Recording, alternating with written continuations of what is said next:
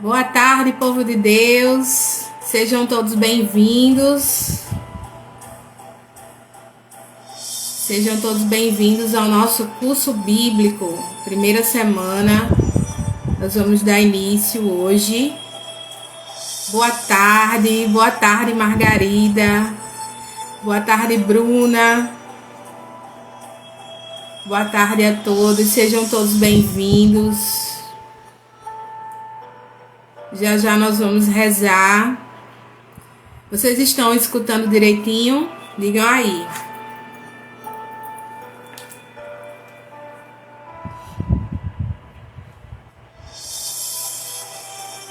Faz tempo que eu não faço live.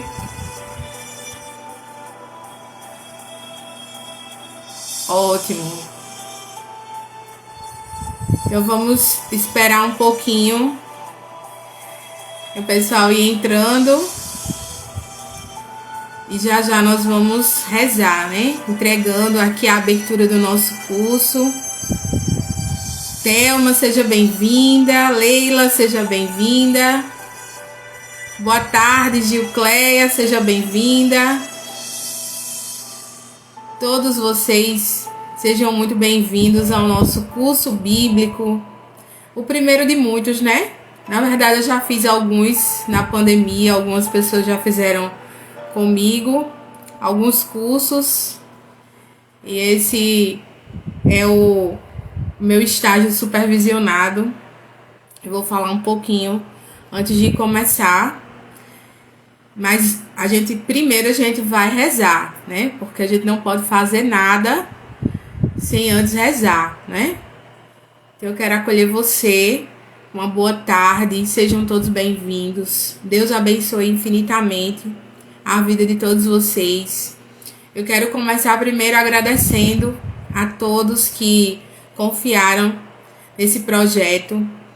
Quero agradecer pelo incentivo, porque eu sei o quanto é necessário esse tema ser abordado, o quanto é necessário nós, como católicos, ter esse conhecimento da palavra. Eu poderia ter escolhido outro tema, eu poderia ter escolhido vários outros temas da igreja, mas eu escolhi começar pela Bíblia, porque muitos católicos não têm a intimidade que deveria ter com a palavra de Deus.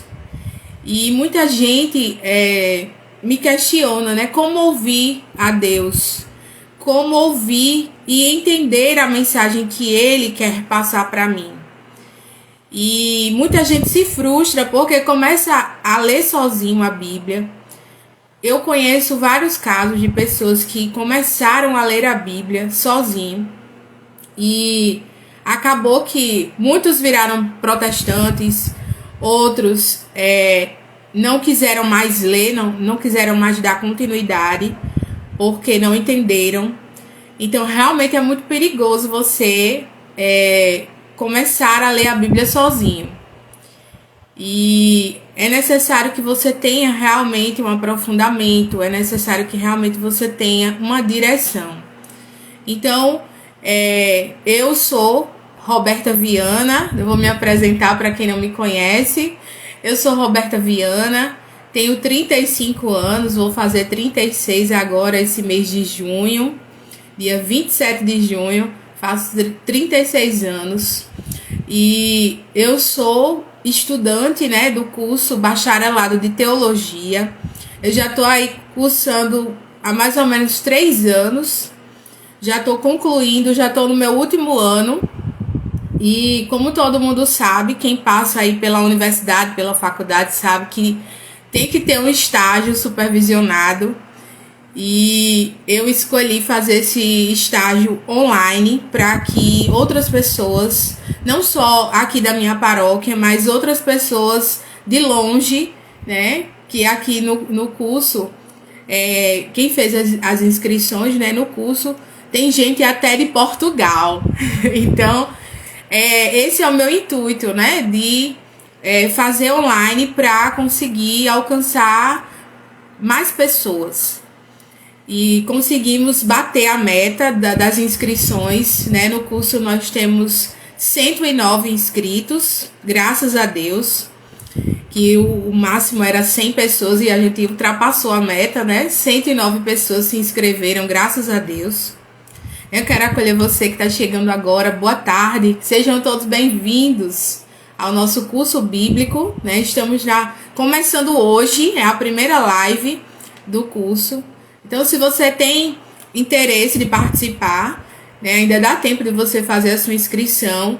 Ele é online, totalmente online e gratuito, né? Então, se você quer conhecer mais a palavra de Deus, se você quer e tem essa dúvida, esse interesse de ler a palavra e entender a sua mensagem, então vem conosco, né, nesse caminho, nesse trajeto aí que a gente vai trilhar durante esse tempo. Nós vamos começar hoje e nós vamos terminar no dia 6 de julho. São 100 horas, né, que eu tenho que cumprir no meu estágio. E se vocês gostarem muito do curso, a gente pode promover outros, mas isso aí é uma história para depois, né? Então, só explicando aqui que esse curso, ele é online e gratuito, né? Eu tô colocando uma taxa de R$10 para a apostila, é só um incentivo mesmo, só para que você possa me ajudar, mas não é obrigatório, tá certo? Todos os alunos que vão fazer parte do curso bíblico, que estão inscritos, eles vão receber a apostila em PDF.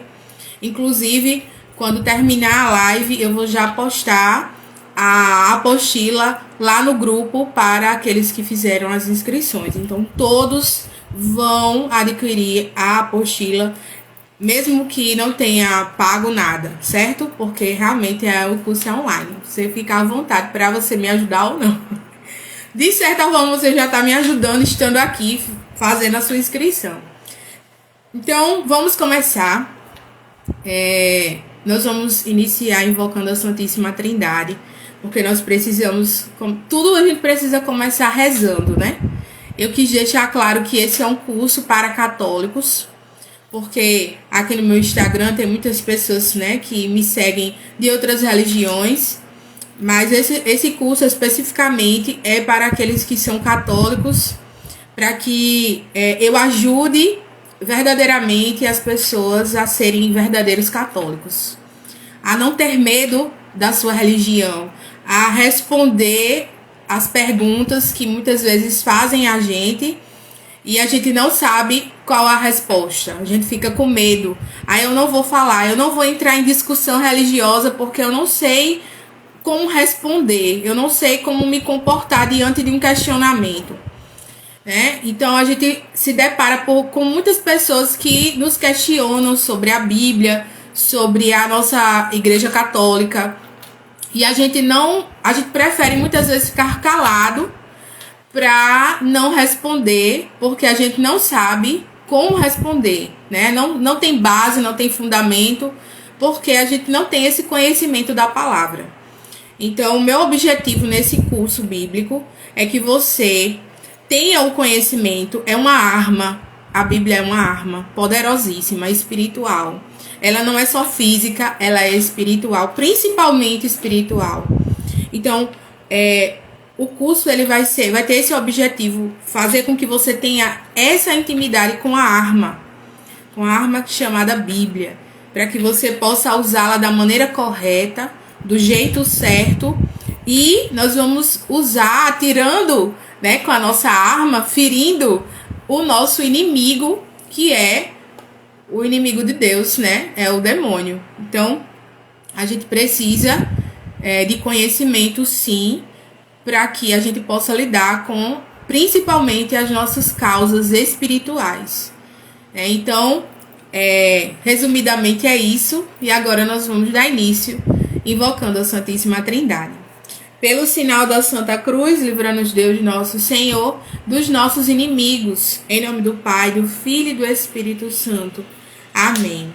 Vinde, Espírito Santo, enchei os corações dos vossos fiéis e acendei neles o fogo do vosso amor.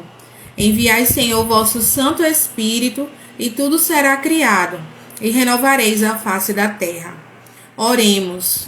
Ó Deus, que instruíste os corações dos vossos fiéis com a luz do Espírito Santo, fazei que apreciemos retamente todas as coisas segundo o mesmo Espírito, e gozemos sempre de suas consolações, por Cristo nosso Senhor.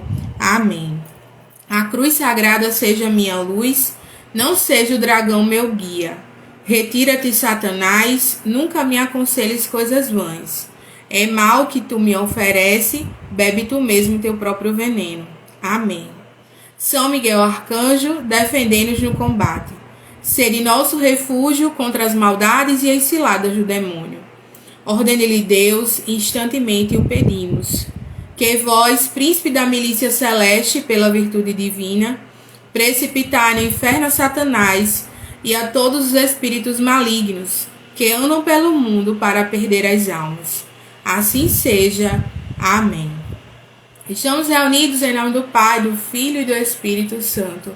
Amém. Mais uma vez eu quero acolher você que está chegando agora. Sejam todos bem-vindos ao nosso curso bíblico, a primeira live, a primeira semana.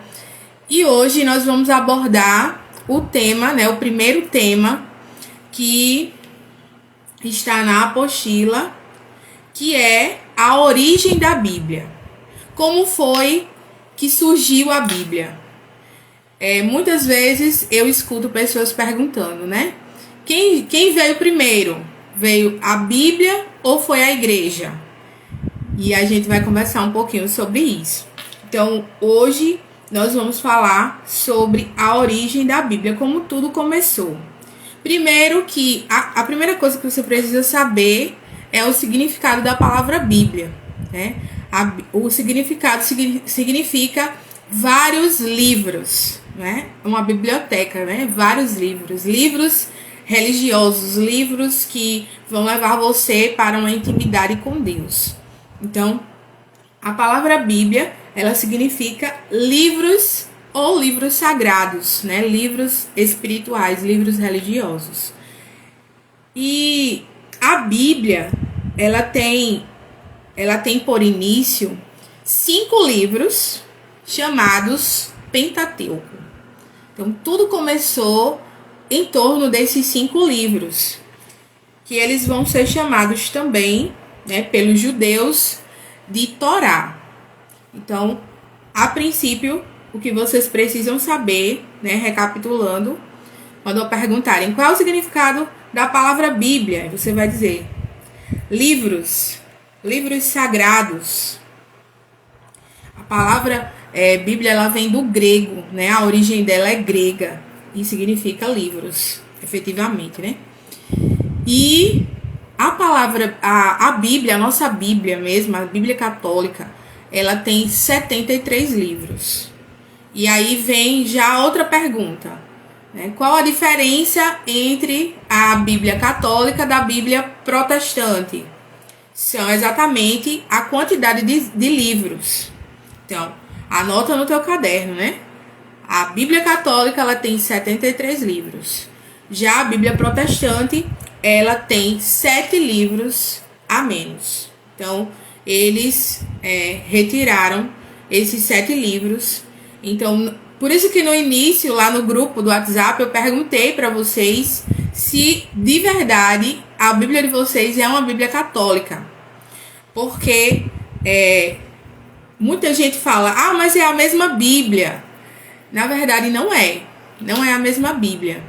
Porque, primeiro que a Bíblia protestante, ela tem esses livros a menos, e os livros que ela tem igual à Bíblia católica, alguns, eles retiraram alguns capítulos. Por exemplo, o livro de Esther. Se você for comparar o livro de Esther na Bíblia católica com a Bíblia protestante, não vai ter a mesma quantidade de capítulos. Então, não tem como você dizer, ou alguém dizer para você, usa aqui a minha Bíblia protestante porque é a mesma coisa. Não é a mesma coisa.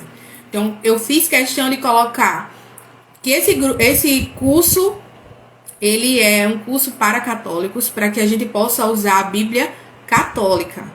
Porque eu vou colocar citações, por exemplo, para você manusear a Bíblia, para você buscar na sua Bíblia alguma passagem de livros que na Bíblia Católica tem, e se você tiver uma Bíblia Protestante, você não vai encontrar, tá certo? Então, esse curso é para você que tem a Bíblia Católica, tá certo? Você que é católico e tem a Bíblia Católica.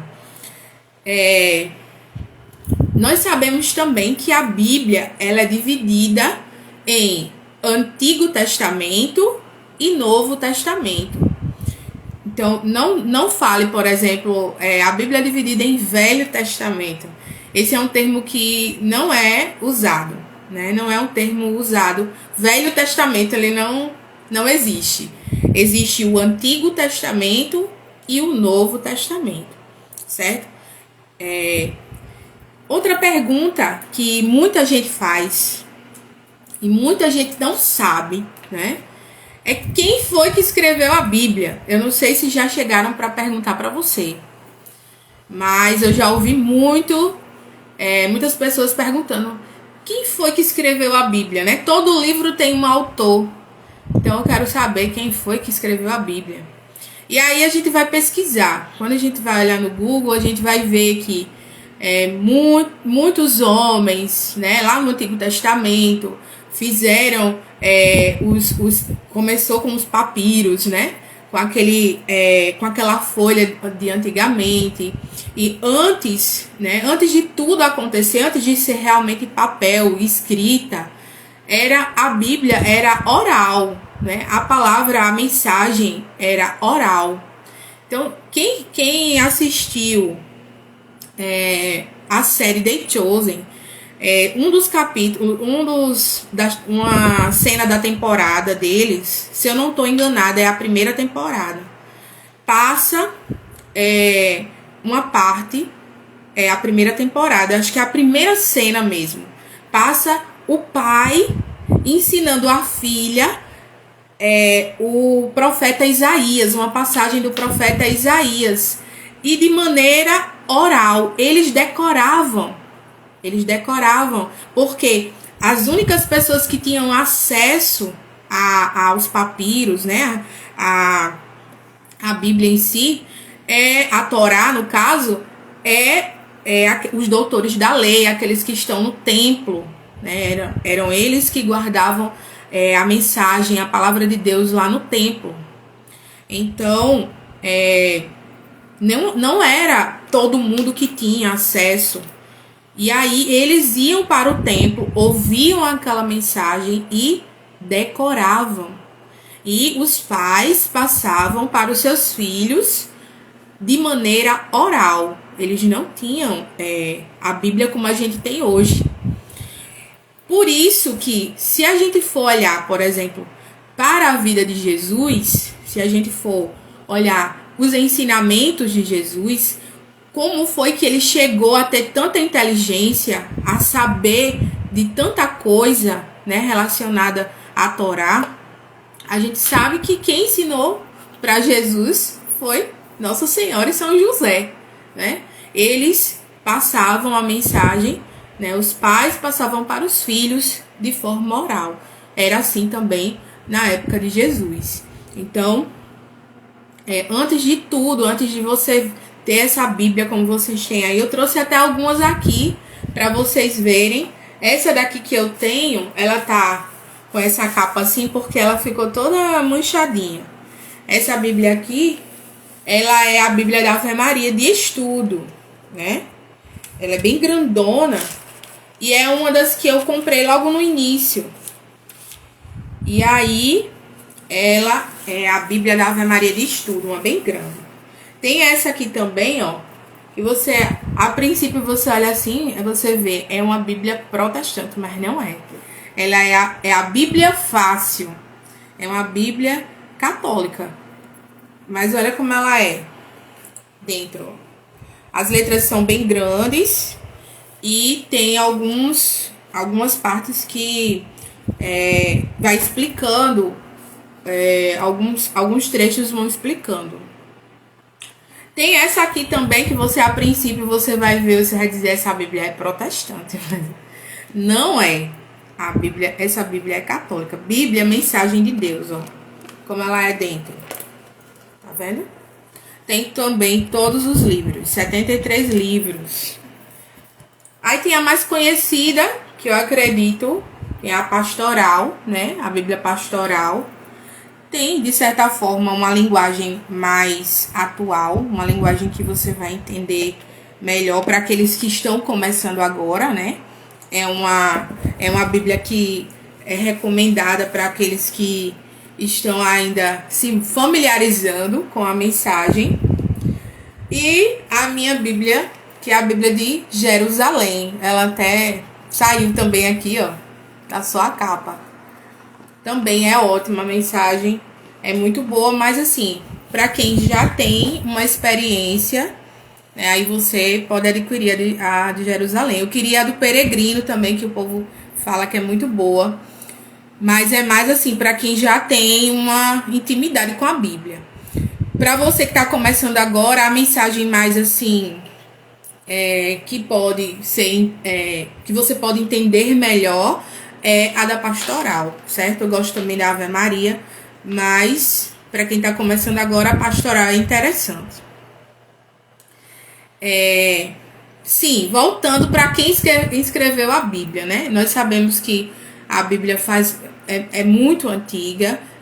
Como eu falei para vocês, ela veio de maneira oral primeiro, e depois que os homens, os profetas, aqueles inspirados, né, começaram a escrever. Mas quando perguntarem a você de verdade assim, quem foi que escreveu a Bíblia, você vai dizer a pessoa que escreveu a Bíblia foi Deus. Porque ele usou os homens para escrever a sua mensagem.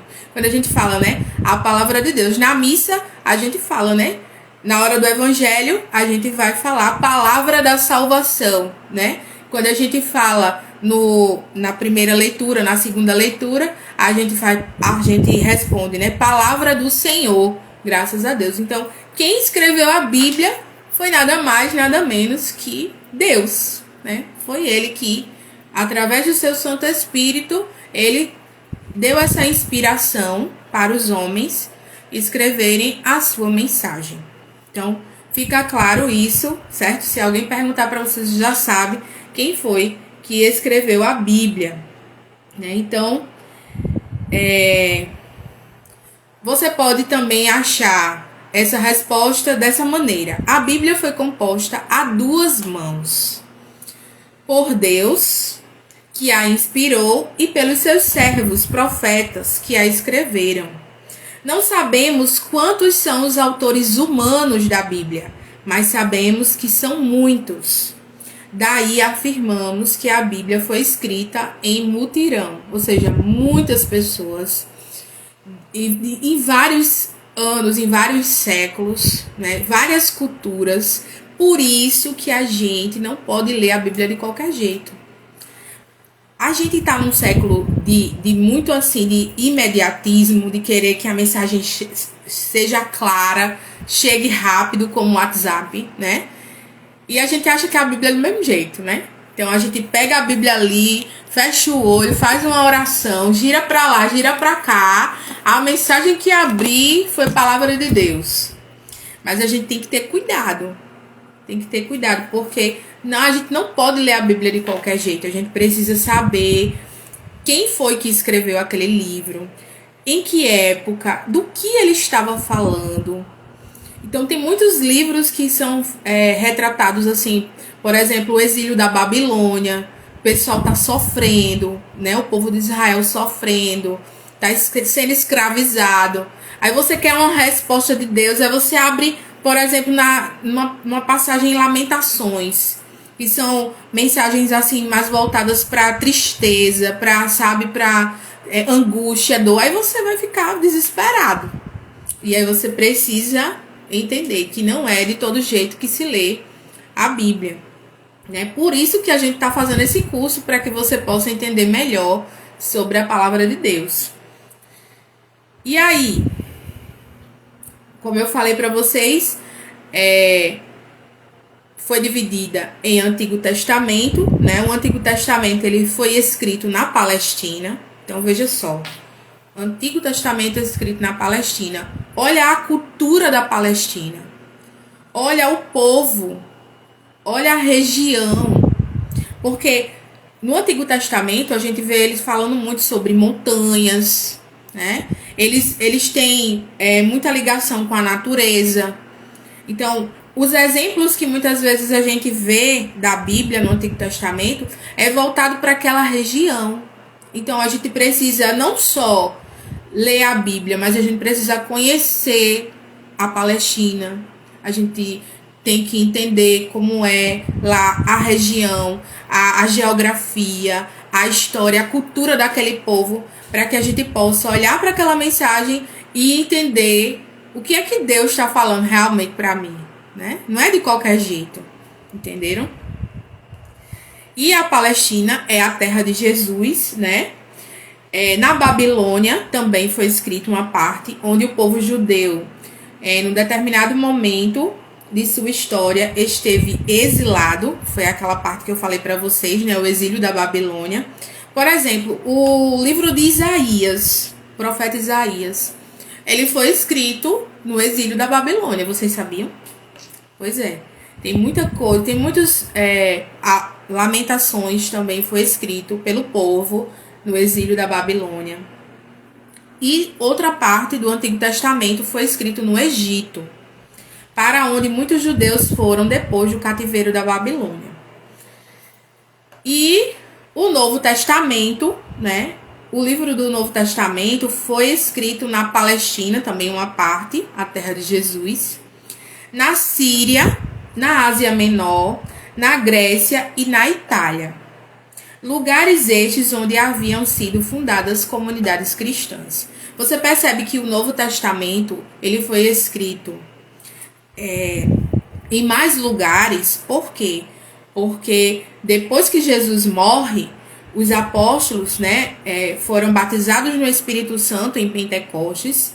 E ali naquele momento, Pedro, faz a primeira pregação e converte muitas pessoas. A palavra diz que, se eu não me engano, mais de 3.000 pessoas, mais de 5.000 pessoas foram convertidas naquele momento. Então, a partir daquela pregação de Pedro, eles sentem a necessidade de espalhar a mensagem, que é exatamente isso que Jesus pediu para os apóstolos depois, quando ele começou a aparecer, né? Depois que ele ressuscitou, ele começa a aparecer aos apóstolos. E ele começa a dizer, olha, ide por todo mundo, pregai o evangelho a toda criatura. Então, a partir daí, os apóstolos ficaram sem medo nenhum, porque eles estavam escondidos, né? Estavam escondidos com medo. Mas a partir do momento que Jesus aparece e dá o ide, olha, vai-te embora. Nada de ficar escondido. Já passou, já acabou as férias. Agora é ir pelo mundo e espalhar a boa nova, o reino de Deus. Então esse é o objetivo da vinda de Jesus aqui. Ele passou 3 anos fazendo isso, mas infelizmente, né, felizmente morreu por nós. E aí deixou essa tarefa para os apóstolos e para você e para mim, né? Dar continuidade a espalhar o evangelho, o reino de Deus. Então, por isso que o Novo Testamento ele foi escrito em mais lugares. Por quê? Porque a partir desse momento foram se divididos os apóstolos, cada um foi para uma região e começaram a evangelizar, e a partir daquele momento o que acontecia, os milagres, as pessoas se convertendo, e ali eles iam anotando, eles iam fazendo as cartas, né? Eles iam fazendo, dando continuidade à evangelização. E aí, em que línguas foram escritas a Bíblia? E aí foram em 3, né? Foram em 3 línguas: hebraico, aramaico e grego, né? Hebraico, aramaico e grego. A Bíblia, ela já foi traduzida para aproximadamente 2.000 idiomas. As cópias mais antigas estão na Biblioteca do Vaticano, no Museu Britânico, em Londres, na Inglaterra.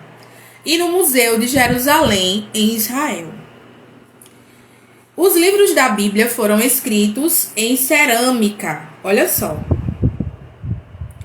Naquela época, né? Começou a ser escrito em cerâmica, os tijolos de argila. Outra opção foi o papiro, que eu disse para vocês, né? Umas tiras de papel feitas a partir da árvore de papiro, originária do Egito. E pergaminho, que é outra opção. Em couro curtido e preparado de carneiro, chamado de pergaminho por ter sido usado pela primeira vez na cidade de Pérgamo, 200 anos antes de Cristo. Tá vendo? Então, a mensagem, né, da palavra de Deus, o Antigo Testamento, né, veio exatamente dessa forma, né? Foi escrito dessa forma. E aí, como foi que aconteceu essa divisão? Hoje a gente vê, ó, a Bíblia tem os livros, capítulo, versículo, bem organizadinho, né? Tudo bem no seu lugar. Tem Bíblia com zíper, tem Bíblia de vermelho, tem Bíblia marrom, tem Bíblia de todo jeito. Bíblia rosa, o jeito que você quiser comprar, você arruma, né? Sendo católica, é claro, né?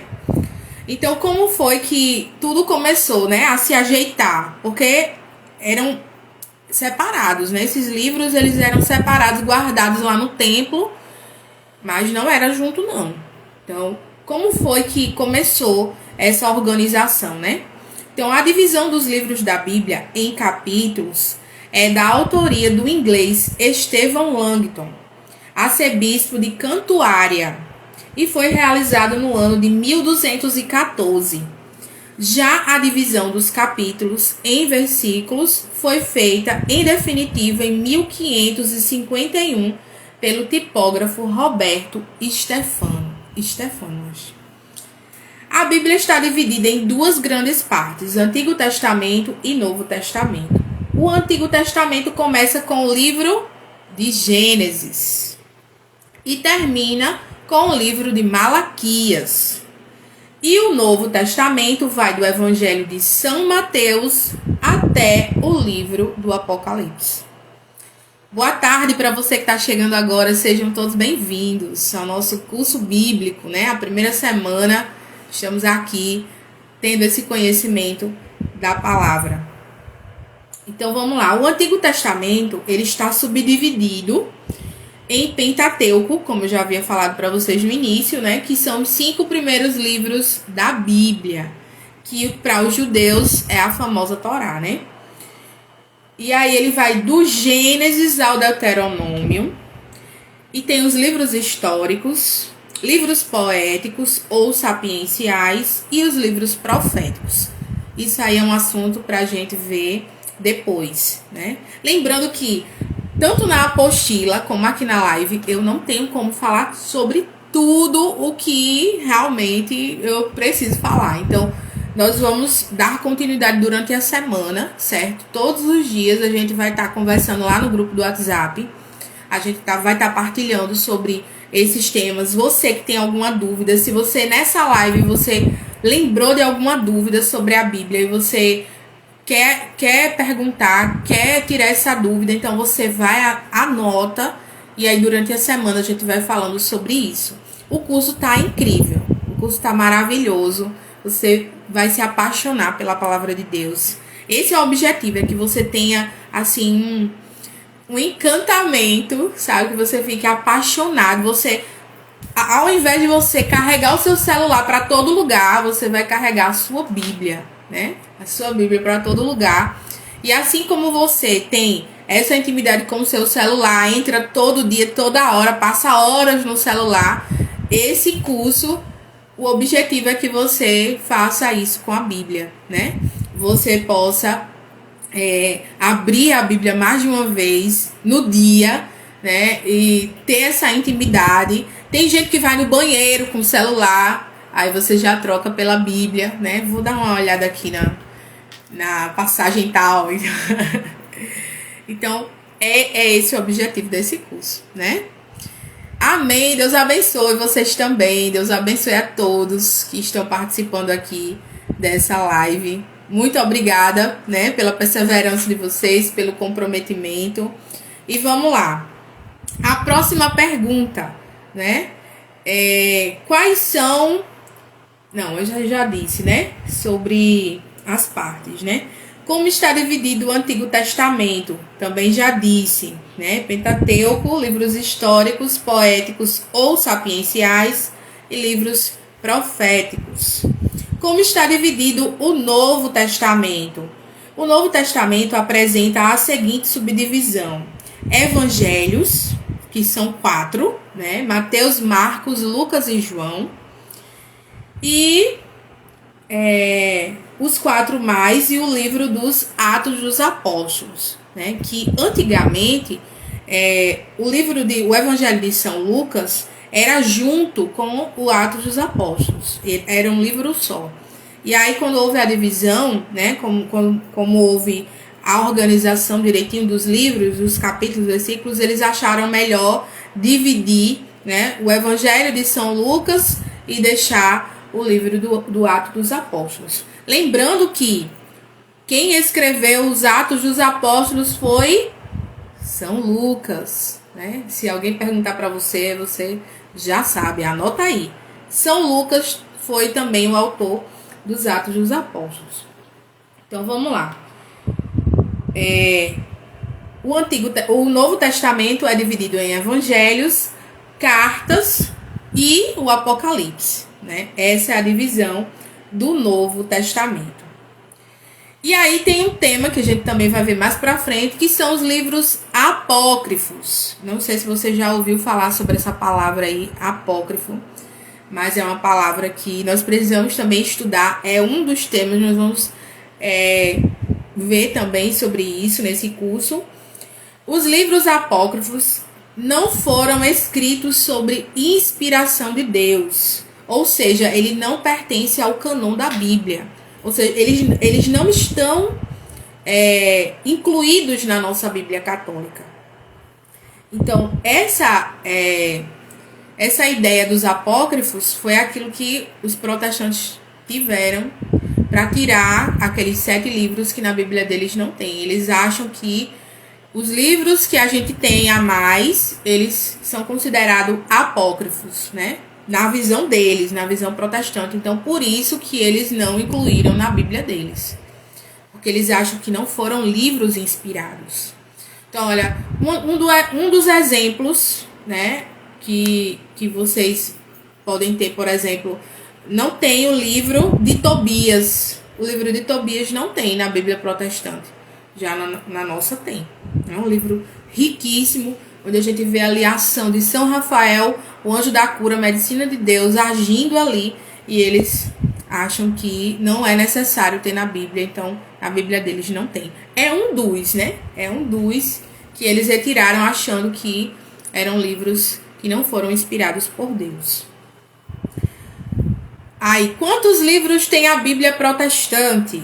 Né? Nós vamos também falar sobre isso mais pra frente, né? Mas para que vocês saibam, a Bíblia protestante tem 66 livros, 7 a menos que a Bíblia católica. Então, olha só, quais são os livros, né? Para você que tem aí essa curiosidade. Baruque, Tobias, Judite, Sabedoria, Eclesiástico, 1 e 2 Macabeus. E acréscimos dos livros de Esté e Daniel fazem parte da Bíblia católica, mas não estão na Bíblia protestante. Ou seja, como eu falei para vocês, o livro de Esté existe na Bíblia deles, o livro de Daniel também existe na Bíblia deles, mas não está completo. Eles retiraram, eles acharam que não era inspiração, não era bom ter ali, então eles foram e retiraram.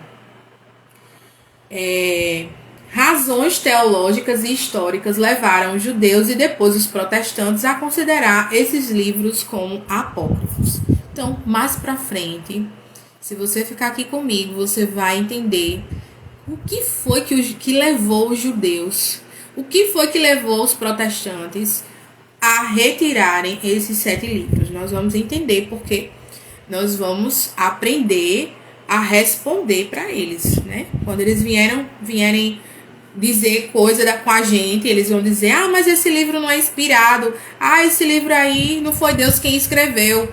E aí você vai saber como responder. Vai dizer, não, calma aí, tem uma questão teológica por trás disso tudo, tá certo? E aí, tem uma pergunta aqui que eu achei interessante também para falar para vocês. É certo brigar com pessoas de outras religiões por causa da Bíblia? Eu confesso a vocês que eu já briguei muito. Já briguei. Logo no início da minha caminhada, a gente passa pela fase do primeiro amor. A gente passa pela aquela fase de que Jesus é o centro da nossa vida. Eu quero estar com Jesus sempre. Eu quero falar de Jesus, eu quero cantar para Jesus, eu quero viver para Jesus. É quase um convento sendo na sua casa, né? Quando você se converte ali, logo no início, você fica desse jeito. E aí, no início, eu comecei a estudar, porque eu estudava com algumas pessoas que eram protestantes e eles faziam muitos questionamentos. Eu sempre fui muito católica.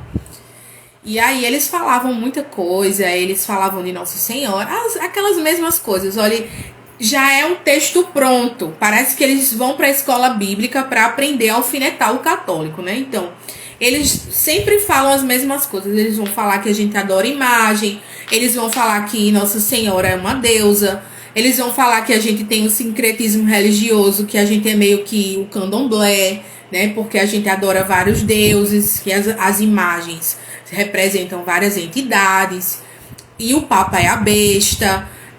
Você com certeza você já ouviu tudo isso. E aí, porque eles ficavam falando aquilo, eu comecei a estudar. E você vê que há males que vêm para o bem, né? Então, desde muito cedo, eu tinha essa sede de aprender, eu tinha essa sede de buscar formação, né? Para que não para brigar, mas para esclarecer. Porque com essa historinha, com esse, né, essa coisa, essa sedução deles, eles convencem muita gente. Muitos católicos saem da igreja católica para a protestante porque não têm o conhecimento da palavra. Porque realmente, se chegar alguém mais inteligente que você, dizendo coisas que você não tem conhecimento, você acaba uma pulga atrás da orelha, porque você não tem conhecimento. Então você vai começar a pensar, e não é que é mesmo? Eu acho que é desse jeito. E aí você vai começar a ter essa dúvida, e por ter essa dúvida você vai e sai da igreja católica, né? Tem uma pessoa que saiu da igreja católica porque não conseguia acompanhar o jornalzinho do domingo, aquele jornalzinho que a gente tem, que se perdia, não entendia porque levantava na missa, não entendia porque sentava, não entendia porque tinha que levantar a mão, não entendia, enfim. Então, é tudo falta de conhecimento, tudo falta de estudo. E a Bíblia fala, lá no Antigo Testamento fala, meu povo padece por falta de conhecimento. Então, uma das coisas que eu acredito que a minha missão aqui na Terra é fazer com que as pessoas que tenham dúvidas, as pessoas que precisam realmente de conhecimento da palavra de Deus, da Igreja Católica, eu estou aqui para ajudar. Sem condenar, sem julgar, falando realmente aquilo que a igreja fala, né? Eu tenho essa consciência, eu tenho esse entendimento.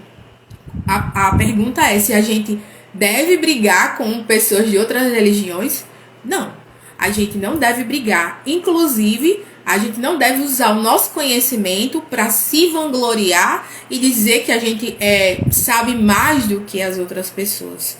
Não, pelo contrário. Você está tendo esse conhecimento para a sua salvação. Você vai salvar a sua alma. Lembra disso.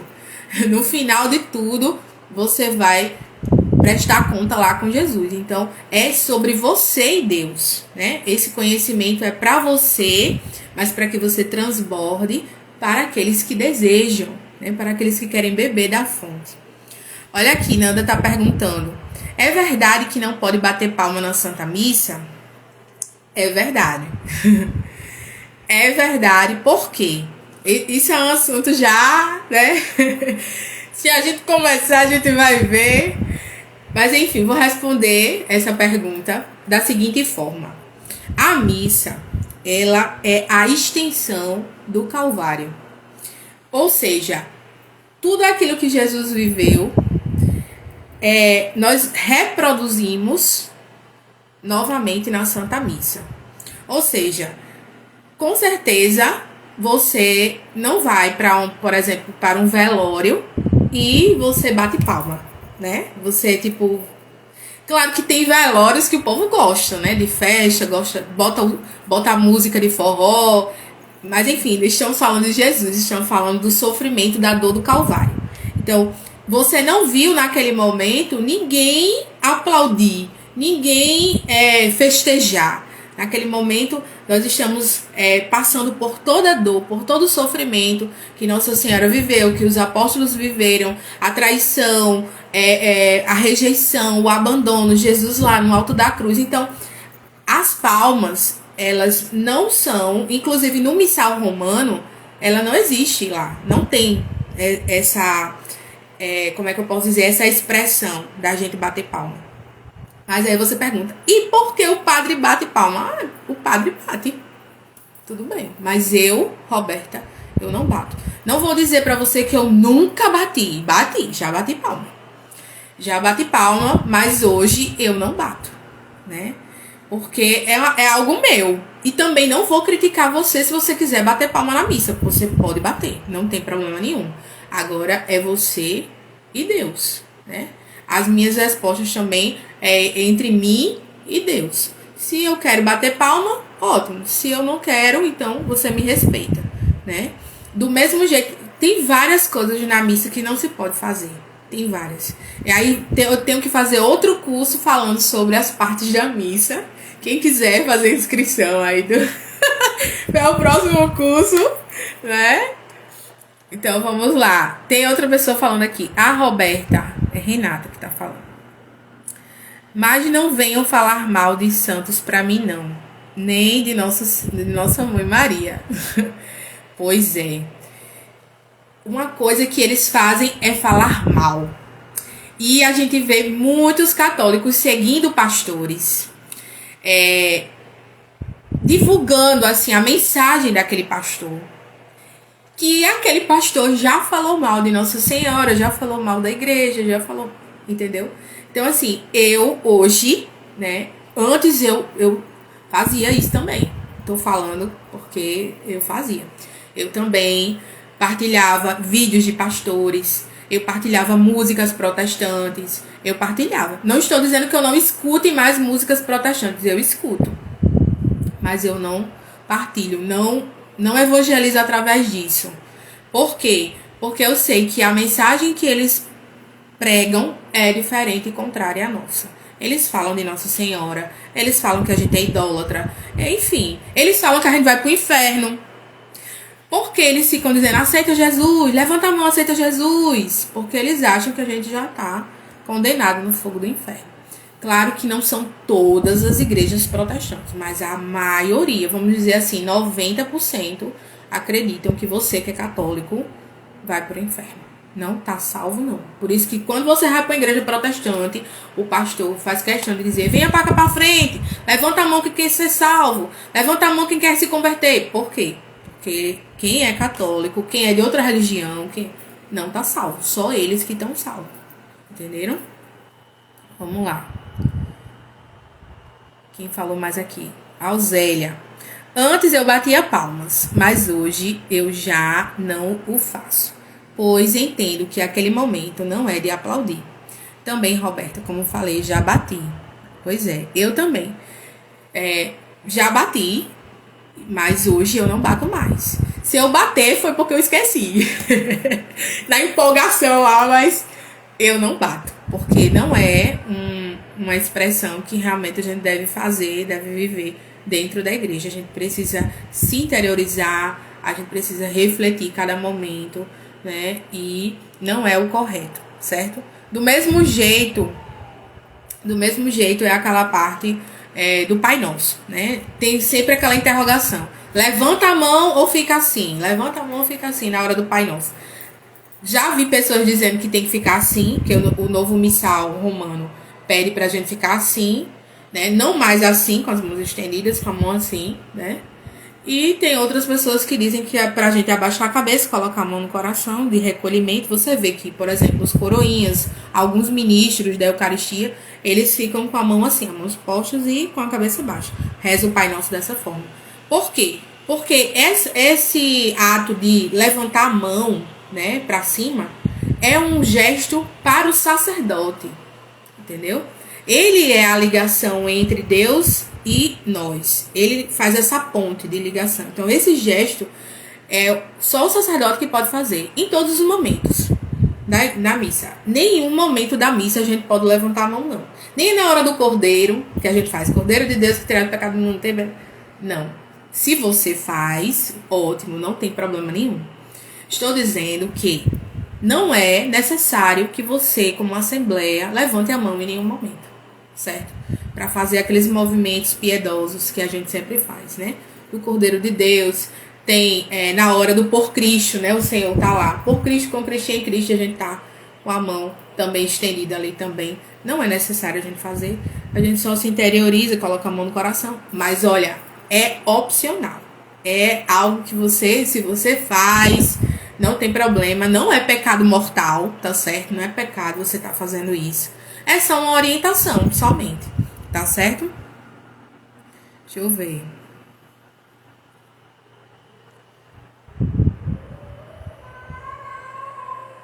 Muito bem. Outra pergunta. Eu já vi vários vídeos dizendo que no Pai Nosso não se pode dizer amém.